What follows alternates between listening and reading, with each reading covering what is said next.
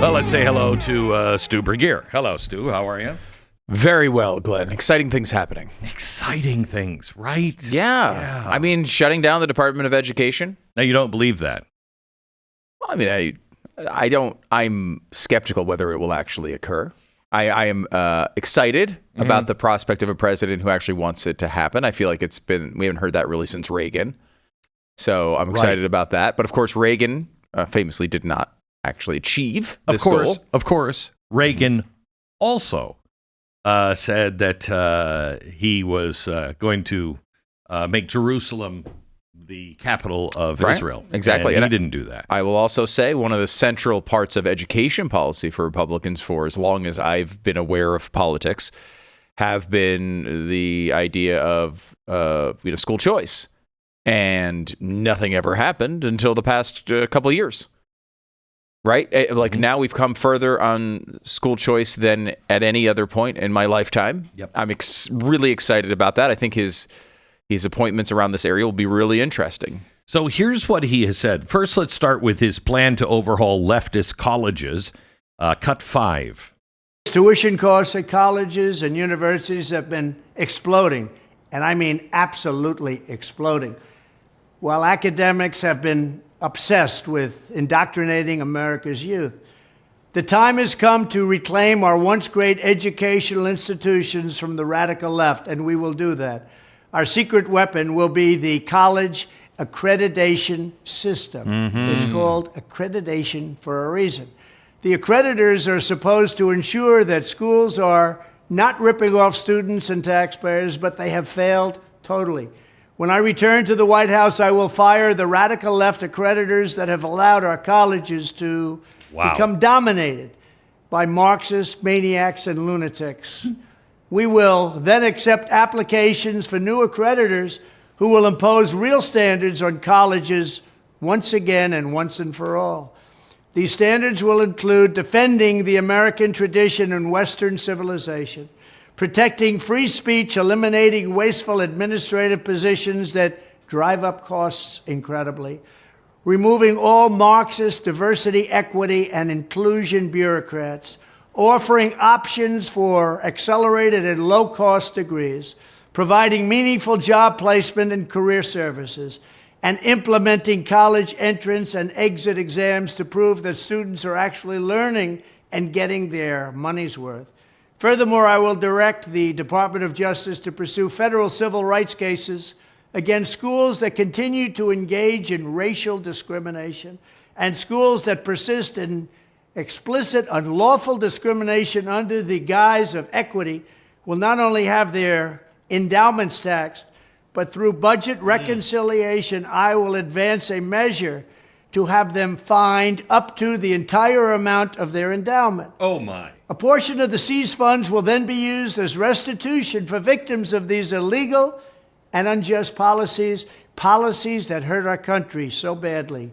Colleges have gotten hundreds of billions of dollars from hardworking taxpayers, and now we are going to get this anti-American insanity out of our institutions once and for all. We are going to have real education in America. Oh, yeah.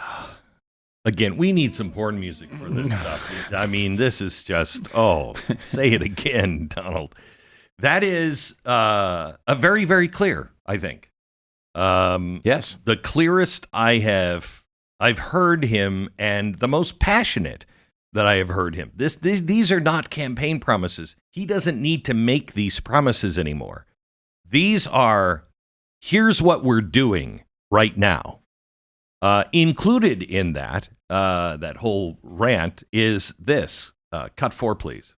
And one other thing I'll be doing very early in the administration is closing up the Department of Education in Washington, D.C., and sending all education and education work and needs back to the states. We want them to run the education of our children because they'll do a much better job of it. You can't do worse. We spend more money per pupil by 3 times than any other nation, and yet we're absolutely at the bottom.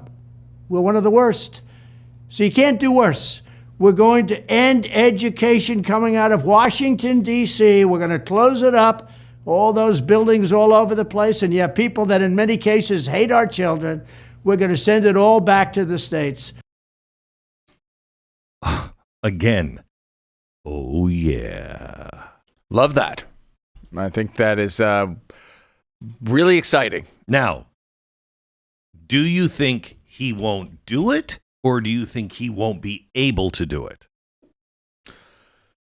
I mean, I hope that it would happen, but I mean, just if you're focusing on the natural levels of pessimism that I have when it comes to anything going on in Washington, You are a little black rain cloud. well, I mean, look, I'm trying to be realistic here. Mm-hmm. I know. I mean, but I think that there is.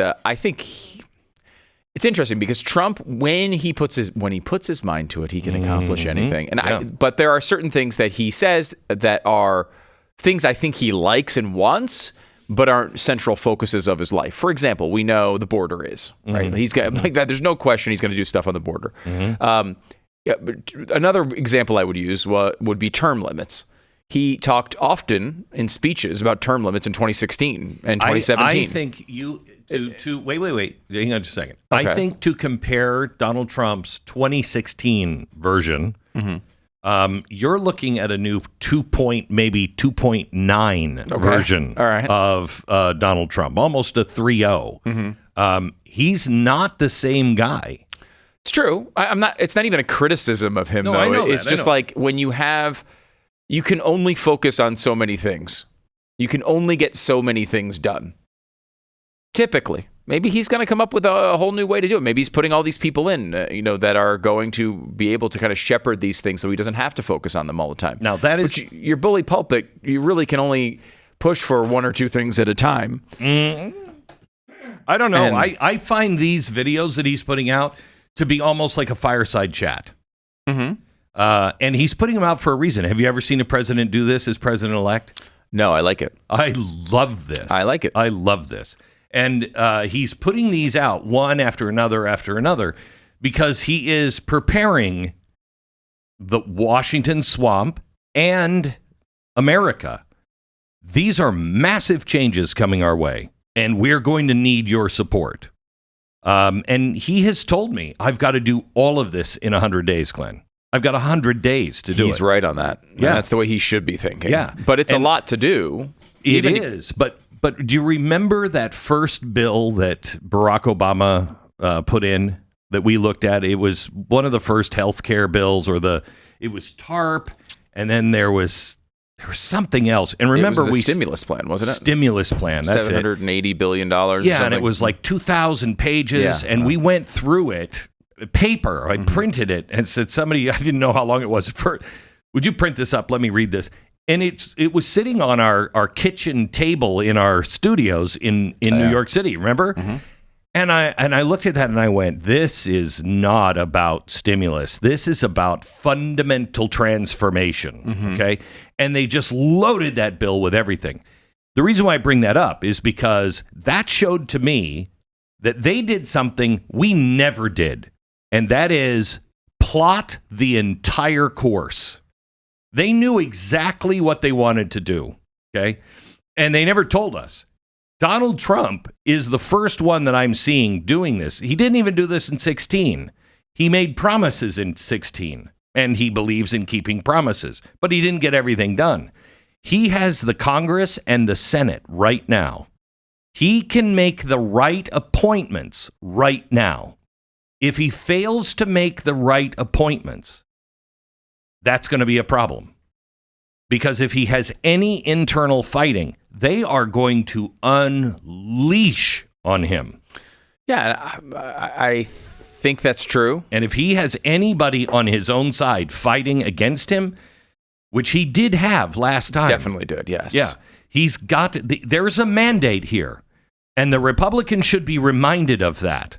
And he should not put anybody in any position that doesn't understand MAGA. This is where we're going. This truly is fundamental transformation. This is a reset back to the Constitution in as many ways that I have ever seen. This is as impactful as what FDR did in the opposite direction in 12 years.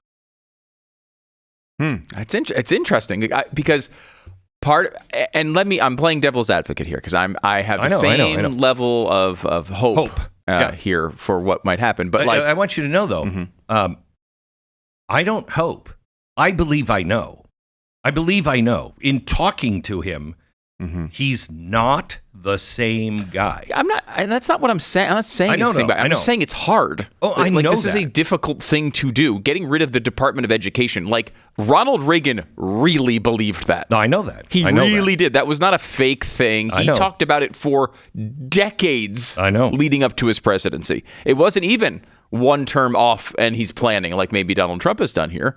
It was, this is what this man was known for multiple decades. And still it was hard to do. Not Department of Education. That was central to his talks in like 1960s. No, it wasn't. The Department of Education was started by Jimmy Carter. Right. No, I'm saying yes, education. The consistent policies on education. You're right. Yes. Sorry, I'm not being clear.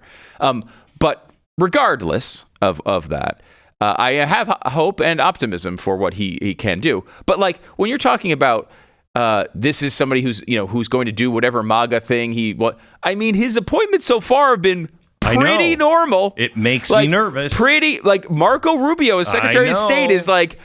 I wanted Richard Grenell. Any Republican president in that field could have listed Marco Rubio as Secretary of State. It's I don't even think, I'm not saying it's a bad pick, but like it is not particularly consistent with like what I hear from the audience at times about like how against Ukraine funding they are. How against how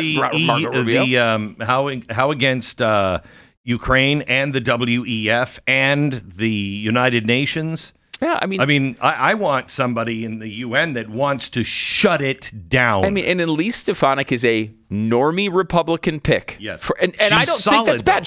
I thought she was solid, really, really good on a lot of things. Yep, me too. I'm not even against either of these picks, but like Marco Rubio, I'm borderline on. That's a disappointing. We've had Rubio on the show. We like Marco. I like Marco Rubio, but I don't want him as a Secretary of State under Donald Trump, where we're doing interesting. Fun. Right. I want Richard Grenell. Yeah. I want the guy who will walk in and say, "Hey, by the way, just got off the phone with the president. We're going to make a deal here." Or I'm going back to tell him we don't have a deal, and instead of sending a signed deal to him, we're going to be sending aircraft your way. You know what I mean? Right. I want somebody who's going to walk into the EU and say, you are either paying your way. What he said, he means. Mm-hmm. You're either paying your way or we're done. I want that guy. And I'm not sure Marco Rubio is that guy. He could be. Yeah, he could. Maybe he could surprise us. And he's obviously, he was under serious consideration for vice president. Right. At least by all the reporting. But it's interesting, and I think like part of the things with Trump is this is I think consistent with him. And again, I'm not being critical here. I'm just trying to state what I think is actually true. Yeah. Which is a lot of what Donald Trump says is a negotiation, and we all know that. Going back to the art of the deal, right? Mm-hmm, know that. And when he says Kim Jong-un is my best friend, he doesn't mean it, right? Right. He doesn't also mean. The next day when he says we're going to go nuke, North Korea tomorrow, he doesn't mean either of those things.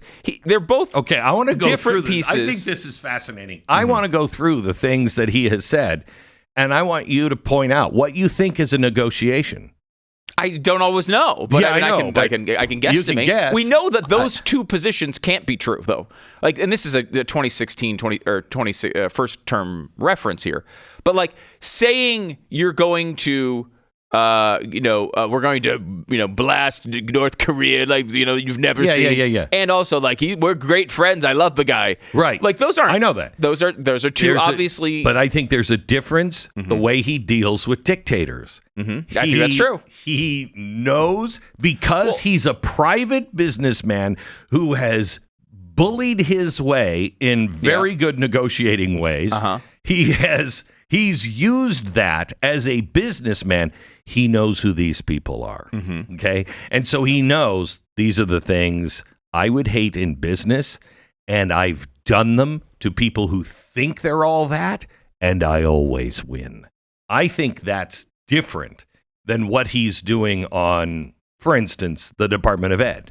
But like, I think it's consistent with what you would do with Marco Rubio or Elise Stefanik. You're picking people who are maybe more hawkish than you to send a message of being hawkish, while at the same time maybe trying to implement a more, say, J.D. Vance-ish type foreign policy. I don't think, maybe that could be. I don't want to, I'm going to give this man the benefit of the doubt because in 2016 I didn't, and I was shocked by what he got done and what he meant. And now I really think that he means every word he says on these policies. These are scripted. These are not campaign promises. Here's what we're going to do. So I take them literally, not just seriously, but literally. But I could be wrong. But my only thing on some of his appointments is, what does he know that I don't know about Marco Rubio? What does he know that I don't know?